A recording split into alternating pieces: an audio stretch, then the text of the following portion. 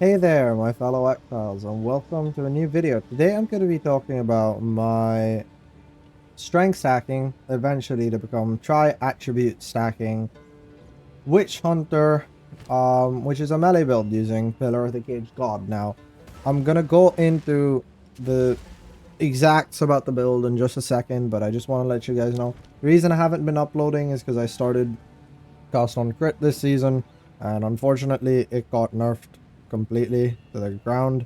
So I pretty much had to restart my season a couple of days ago. I didn't really have enough gold to respec, and I felt like doing melee. So we are now on this build. I will link a max roll planner down in the description below, and make sure to pay attention to like the notes section and everything, because I'm taking my time to actually write everything out properly so you guys can have as much information as possible. And so yeah, without further ado, let's get into it. So the first thing that I would like to talk about is why strength stacking. So when I was looking through the things I wanted to play, I ended up looking at Pillar of the Caged God, and it seemed really strong. 10% increased weapon damage per 5 strength is a very powerful thing in this game, because even though it's just increased damage, the actual lack of increased damage on the tree makes that mod incredibly powerful if you could find another source for flat damage. So at the moment we have about 740 strength, which means it's giving me somewhere around 1,490% increased damage, soon to be like 1,500%, which is a lot of increased damage. And so therefore we end up needing to make up for flat damage from other sources. Now the other thing is, of course, it also gives us a lot of attack speed here. I have 261 dex, which is obviously not a shy amount of attack speed. As you can see, I attack pretty damn fast. Granted, the skill that I'm showcasing is a pretty fast attacking skill by default. Yeah, so pretty much the entire tree is just going around grabbing attributes and grabbing everything that's important to the build. So we grab blood magic, just because that solves mana costs. We grabbed some other stuff. I'll get into it in just a second, but as I was saying, this gives you a lot of increased damage, but where do you get your flat? So at the moment, I'm running a couple of rings with a bunch of flat damage, as well as a pair of gloves with flat damage. However, later on, we're going to be using a pair of gloves called the Hand of Wisdom and Action. Now, that is the point at which this build will go from being a strength stacker to a tri-attribute stacker, because the Hand of Wisdom and Action gloves state that you get, I think it's 1 to 10 lightning damage added to attacks per 10 intelligence. And once we have that, then it becomes worth scaling intelligence, which is something that I'm not exactly doing at the very moment. Once we're able to start scaling intelligence, I'll probably drop out of some of this strength. We'll maybe be down to like 550 strength instead of 744, which will be, I mean, it'll be a sizable damage loss. However, I think that gaining the amount of intelligence that we will should make up for it more so then. So that will eventually be the goal that I'm going for in terms of attributes. It also lets me pick up this node right here, which will give me 2% increased damage per 5 of my lowest attribute, which if I'm at about 500 or 550, this comes out to about 220% increased damage, which at that point will be about 20% more damage as a multiplier. Plus to get there, you pass through +3 all attribute nodes, which will be very powerful. Aside from that, of course, there's not much going on. We're pretty much just getting a bunch of stat gear. My amulet is stats, and then my belt and boots are just to fix resistances, and of course getting some strength on every single piece is super nice. Helmet is Black Sun Crest. This just seems to be the best in slot, especially if you could get perfect rolls on this eventually. 15% of all stats is just hard to argue with as an item. For a helmet slot, it's just very strong, especially once we're tri-attribute stacking. And same thing for the body armor. I'm using a Morior Invictus. This gives you 5% increased attributes per socketed rune or soul core, so that's currently 20% increased attributes. And I'm also getting 10% increased global defenses, which I'll get into just a second once we start talking about the defenses. But overall, pretty good body armor, and the fact that it gets 4 sockets means I can socket 4 soul cores of Quetzalcoatl is how I've been reading that, or maybe it's Quetzalcoatl. But either way, these ones give you 5% all res, which is super nice because we end up actually being super starved for all res because we're going for stats on a lot of pieces. I'll get into how we're solving res in just a second. I'm still not quite capped, but we're very close. We should be capped fairly soon. This is my resistance in yellow maps. Once we hit red maps, we'll get another -10, so I'll explain exactly what I'm doing for that. But yeah, at the moment, I hit maps just about yesterday. So it's been 1 day in maps. We're already farming tier 9s, so we're going to be in tier 10s very soon. So it should be super, super cozy. Now, as for Ascendancy Choice, why did I pick Ascendancy? Well, strength stacking is one of those things that is kind of strong, but it also means you can kind of be anywhere, right? If you actually look at my tree, I could be starting as a Chronomancer, or I could be starting as a Witch Hunter, or I could even be a Titan. But why did I pick Mercenary? Well, there were 4 different classes that I was considering, and those classes were Gemling Legionnaire. You have Gemling Legionnaire. I was considering Chronomancer. I was considering Invoker, and I was considering the current one that I'm on, which is Witch Hunter. So let me break down the pros and cons of each. The reason that I didn't end up going with the Invoker is because even though it's incredibly powerful, and it's technically the class that's meant to go staves or war staves, I ended up not picking Invoker because I don't think I have the space in the build to build crit chance. And eventually, once we go Hand of Wisdom in action, I'm actually planning on picking up this notable right here that says lightning damage with non-critical hits is lucky. So the biggest payoff, in my opinion, for being an Invoker, which is your critical strikes ignore enemy monster elemental resistance, is not an upside at all. In fact, I don't even think I'd be able to click it, so hence why I'm not playing an Invoker. Now, of course, you could definitely play this on Invoker and just avoid that node altogether. You could go for the node that gives you the avatar, as well as you could go for the 2 evasion nodes. However, I just got off an Invoker and I didn't really want to do another Invoker, so yeah. I also didn't think it beats Witch Hunter, but I'll get to that once we get to Witch Hunter. The second class that I was considering was Gemling Legionnaire. Now, Gemling Legionnaire seemed particularly strong initially. However, the more I thought about it, the less it made sense, because pretty much all I'm getting from Gemling Legionnaire, 10% quality for a lot of the skills I'm using doesn't really do much, and +1 skill levels is a pretty standard just damage boost. However, the main kicker is the one that doubles your attribute bonuses. If you actually think about the base stats that each attribute gives you, Dexterity doesn't really give you much of a bonus, and neither does Intelligence, especially for this build since we're Blood Magic. Intelligence does literally nothing. So the only thing that you're actually doubling is the life that you get from Strength. Now, granted, this amount of life is a pretty big deal. Currently, I'm getting about 1400 life. Another extra 1400 life would be a pretty sizable deal, would be at like 4000 life. It's 50% more tanky. However, when that's the only thing that your Ascendancy is giving you, I'm not really sure about how important or how powerful that is. Which is why I ended up avoiding the Gemling Legionnaire. The third option that I had was Chronomancer. Now, I'm still on the fence about this. I think maybe once I go hybrid stacking, like once I'm tri-stacking, then I maybe want to go Chronomancer. I might consider it. The main reason Chronomancer was even a consideration was because Chronomancer has a really good defensive setup in terms of life recoup, which is really nice considering how hard it is to get recovery in this game, outside of just, like, you know, pressing your flask. So actually getting life recoup would have been really cool, and it's why I'm still considering thinking about Chronomancer. Especially, it also has the 20% reduced action speed of enemies in your presence, which is pretty much always going to be up since you're a melee build. So anything in range for you to hit is also going to be in range to be slowed by 20%, which is a pretty big deal. 20% slow is nothing to scoff at. It does make things just hit you way less. So very solid consideration there. Ended up not doing it to start this build on. I might end up re-rolling to it. We'll see. I still think I really like Witchhunter. And speaking of Witchhunter, let's get into why I ended up picking Witchhunter. So my biggest problem with melee is, of course, coming off a cost on crit build, is the clear. As you guys will see later, it's not the best clear. And so I thought, well, what's the easiest way to mitigate that? Well, it's explosions. Who doesn't like explosions? Big booms, they cover the screen. When you're running a breach especially, this is very, very noticeable.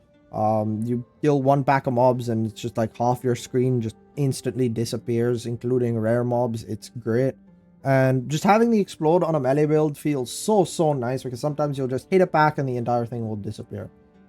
The other reason that I ended up picking Merc is just because it has very, very high damage potential with Calling Strike and Decimating Strike. But that's not the only thing that these nodes do. Now, I will say I very heavily underestimated how strong these nodes are, because when I was looking at these before BOE 2 came out, I was sort of just looking at them as damage multipliers, and I was like, Culling Strike's only 5% damage against uniques, Decimating Strike's only an average of like 17% damage. Why would you ever run these? And the reason is not because of the uniques, because what I have noticed is white mobs and blue mobs just don't exist in my maps. If they get touched by anything, they just fall over and die, and it's hilarious. And I love these nodes for it. It's basically like those mobs turn from actual scary enemies that you normally have to fight into pretty much just fodder. And it's very nice to have these nodes. Now, I'm not saying white and blue mobs are particularly hard, but what they are is dangerous, because if they survive for a certain more than a certain amount of time, they actually do a fair bit of damage in this game compared to Path of Exile 1. But with these nodes, they just don't have a chance to deal any damage, even if they're not necessarily the focus of what you're attacking. So that's basically the TLDR of why those nodes.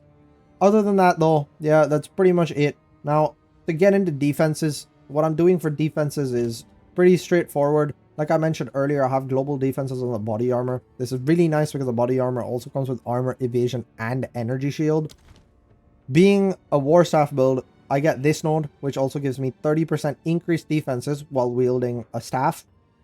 So I just get a ton of sources of global defenses, and then I'm going around speccing some armor and evasion rating, getting some increased armor from body armor, increased evasion rating from body armor, and so we end up with a pretty decent amount of armor and evasion. Currently, as it stands, I'm at about 3,000 armor, 5,800 evasion. It's pretty comfy. It's not the most insane amount of defenses, but it does help. Now, additionally, I also have 3 defensive skills. Now, I plan on making this a few more in terms just to get life recovery, but we'll get into that in just a second. So my defensive scaling is coming from Wind Dancer and Ghost Dance primarily. And basically what's going on here is Wind Dance is giving me a ton of evasion, and every time you get hit, it procs Gale Force. Now, Gale Force is this big sort of AoE knockback thing that procs, and it'll push all enemies near you away. And so I have it supported with Blind as well as Maim and Magnified Effect. So now what happens is every single time I get hit, I get like a huge wave around me, and it blinds all the enemies, making them less likely to hit me again. And it also maims them, so they take more time to actually come in close and hit me. So it's very, very strong against melee enemies, which I think are probably the highest damage enemies that I've found. And so this ends up meaning that I barely ever take damage from most enemies in the game. 90% of any damage I take now is just AoE damage. And so to solve those random AoE hits, we have Ghost Dance, and Ghost Dance lets me recover energy shield equal to 1% of my evasion. And I currently have Ghost Dance supported with Clarity, which doesn't really do anything, but I don't really have a 10% spirit gem to socket in here, and like it just annoys me that I'm at 10 spirit, so I'm just leaving this in here for now. Eventually, though, the reason that I was saying we'll have more defensive stuff is because I plan on using these soul cores, which give you 15 spirit, the Azkapa soul cores. Now, these are fairly expensive at the moment, but eventually I plan on using 3 of these in my weapon to get a bunch of spirit, and then at that point we'll be using different support gems for Ghost Dance or just my other persistent skills in general. I'll be getting myself Vitality, and I'll also probably be getting myself Cannibalism. Both of these will be super, super nice to have on the build. Just a bunch of life recovered on kill, as well as just having a nice buffer to the life regeneration that I have will be super nice. Now, the other support gem that I have on Ghost Dance is actually incredibly important. It's Fast Forward, which gives you less skill effect duration. One thing I ended up finding out is the rate that you get your Ghost Shrouds at scales with skill effect duration. So you actually don't want skill effect duration on this build, because otherwise your Ghost Shrouds generate slower. I haven't actually tested if that's the case for Wind Dancer as well. I will probably test this at some point. However, I do not believe that's the case for Wind Dancer, because Wind Dancer doesn't have the word duration in it, and Ghost Shrouds do. It says 3.25 second duration between gaining Ghost Shrouds, right? And this doesn't have a duration tag, whereas this one does have a duration tag. And these things are kind of important in PoE. So I don't suspect Wind Dancer will be affected. However, Ghost Dance is. So you definitely don't want to be grabbing generic skill effect duration for the build. I do put it in the earlier game planners. However, by the end game, I think it's better to just remove them so that Ghost Shrouds become more reliable. Finally, for damage, my setup is pretty straightforward. I'm running Tempest Flurry. This just, lets me hit as many times as possible so that I can have Charge Staff output as many waves as possible. Charge Staff is an AoE buff that adds a small little lightning wave to each of your attacks. I'll show you guys on a map in just a second. And it also gives you a small amount of flat added lightning. Now, even though this is a very small amount, keep in mind that our weapon also doesn't have much flat damage, so having Charge Staff on is actually a pretty sizable damage boost, even though we only have 3 power charges. And you might be wondering, well, how do you maintain those power charges? Well, I'm currently running Combat Frenzy, which gives me a Frenzy charge every time I freeze, electrocute, or pin an enemy. And the key ones there are freeze and electrocute. I'm also running Resonance, which gives me power charges instead of Frenzy charges. So then, what ends up happening is, I am running a support gem on my Tempest Flurry that allows me to electrocute with it. So I build up electrocute on an enemy, they get electrocuted, I get a power charge. And similarly, my Charge Staff has a little bit of cold damage from some of my items, so my Charge Staff is able to freeze because it doesn't have the 40% less damage multiplier. So once I've actually electrocuted something, I've gotten my power charge and my Charge Staff is on, I am freezing enemies, and then I could just keep my power charges up with just the ranged attack. If at any point there's an enemy that's too tanky for me to actually freeze or electrocute reliably, all I end up doing is I drop a Tempest Bell. Tempest Bell is something that you can hit and it deals a ton of damage every single time you hit it. This gets double dipped since Tempest Flurry generates Charge Staff and both of these hit the bell. So I'm technically hitting it twice per attack, so we get a ton of damage out of this. However, what also ends up happening is we freeze and electrocute the bell. So because we're freezing and electrocuting the bell, we end up generating a Frenzy Charge because the bell counts as an enemy, and the Frenzy Charge gets converted into a power charge, and then we can maintain the Charge Staff buff. Now, to not ramble on for too long, I want to showcase a map for you guys. I'm gonna grab one from my stash here real quick. I didn't really think this through. I'm currently in the middle of doing tier 9s. I should have probably prepped this beforehand. Okay, that's fine. It's a monster damage map, so I might die. I'm gonna look for a map with a boss real quick, because I feel like showing you guys a map where there is no boss seems a little bit scuffed. I would like to have a map with a boss for you guys. So this one looks like it has a map boss, so we will run this one. And yeah, I can give you guys a good idea of how the build is working right now. Like I said, it's pretty comfortable in its current state, even though I'm not necessarily res capped at the moment. As you can see here, this turns into, I believe, a tier 10, so I get the -10 res. So, because I have the +1 or +2 to monster area level. So this is actually a tier 11, so this is basically a red map. Which is why you don't see, which is why my resistances get the -10. So this is why we need to solve for resistances eventually. Speaking of which, I did need to go into resistances and I forgot. I'll just do that off of this map. As you can see, this is pretty much the playstyle.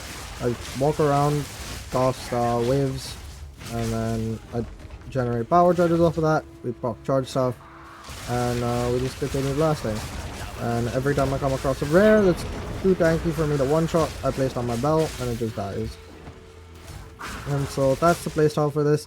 My gear isn't particularly exceptional. I think I've spent a total of about 150 exalts or 160 exalts on all my gear collectively. It's not a whole lot. So there, I didn't have my charge stuff up. We got some more power charges, so we'll turn this on. And then here's the boss. So, hold on, gotta dodge this. So, we'll do this, place a bell, and then maybe hit the bell. So, you know, what's the point of placing a bell? And then, well, he is dead. So as long as you can actually reliably hit the bell, it's a pretty pretty cozy playstyle. Yeah, that gives you guys an idea of how the build plays. I'll go back and finish clearing this map a little bit later. But yeah, that's pretty much how the build plays. It's pretty comfy. I don't really die much outside of on death effects and burning ground, which burning ground seems incredibly overtuned, but that could also just be because my fire isn't capped yet. Speaking of resistances, the last thing I would like to go into is resistances. Now, I am focusing on resistances very heavily with all of my soul cores. All of my soul cores are based on elemental resistance. I also have elemental resistance as an implicit here. And then finally, the last thing that I'm doing for my elemental resistances is grabbing 3 grand spectrums. When I said I have about 150 exalts spent on this build, majority of that is in the grand spectrums. About 130 exalts to be exact went into the grand spectrums. Everything else is pretty damn dirt cheap. And at least it was when I bought it. I bought this for like 1C and this for 1C. I don't know what the prices are going to be now. I've been hearing from people that shit like this is 70 exalts or 80 exalts now, so it might be a little more pricey. But yeah, the main thing that I'm solving resistances with is grand spectrums. These give me a very sizable amount of resistance, 36% all res in between 3 of them. Now, if you don't want to run grand spectrums, you could just look to get some resistances on your gear instead of getting so many attributes. I also have a bunch of dead mods on a lot of my gear. Like if you look at my gloves, there's 0 suffixes on my gloves. The physical leech doesn't really do much because I barely deal any physical damage. Gain 2 life per enemy hit with attacks is okay, but it's not really doing much either. And the increased attack speed is also pretty useless considering how much attack speed we get from our staff having dexterity. That's maybe giving me 1% damage. My gloves, for example, have no suffixes. I have a dead suffix on my ring. So there's a lot of like suffixes that you can work around and like mess around with to try and actually get these resistances back.